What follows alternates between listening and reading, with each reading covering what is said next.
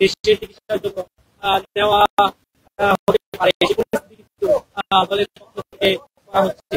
এখন পর্যন্ত যতটুকু জানা গেছে তার জন্য এয়ার অ্যাম্বুলেন্সের ব্যবস্থাও করা হয়েছে, এরকম সংবাদ মিডিয়াতে আসছে। সেই পরিপ্রেক্ষিতে বেগম খালেদা জিয়ার যেই শারীরিক অবস্থা, সেই অবস্থা কিন্তু দেখার জন্য এখন রুহুল কবির রিজভী তিনি কিন্তু কিছুক্ষণ আগেই মিডিয়ার সামনে কিন্তু কথা বললেন। তারপরে আমরা একটু দেখানোর চেষ্টা করবো রুহুল কবির রিজভী তিনি কিন্তু এখন এখানে এসেছেন।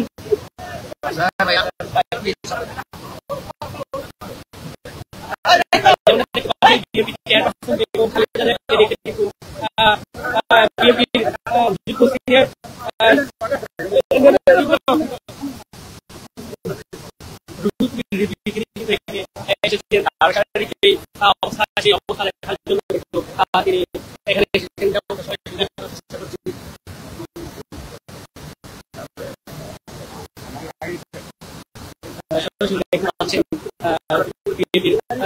সিনিয়র মহাসচিব রুহুল কবির রিজভী কিন্তু এই মুহূর্তে রাজধানীর সামনে কিন্তু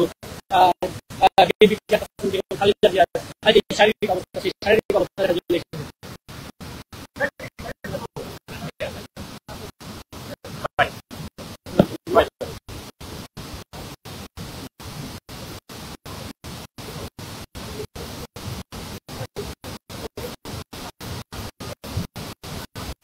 যেমনটা দেখতে পাচ্ছেন, বিএনপির চেয়ারপারসন বেগম খালেদা জিয়ার যে শারীরিক অবস্থা, সেই শারীরিক অবস্থা কিন্তু একদম অপরিবর্তিত অবস্থায় রয়েছে।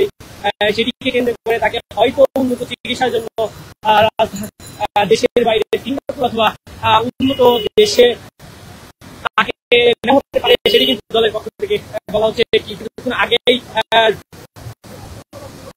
বিএনপির যোগ্য সিনিয়র মহাসচিব রুহুল কবির রিজভী তিনি কিন্তু জানিয়েছেন তার শারীরিক অবস্থা বিবেচনায় তাকে হয়তো বিদেশে নেওয়া হতে পারে, সেটি তার শারীরিক অবস্থার উপরে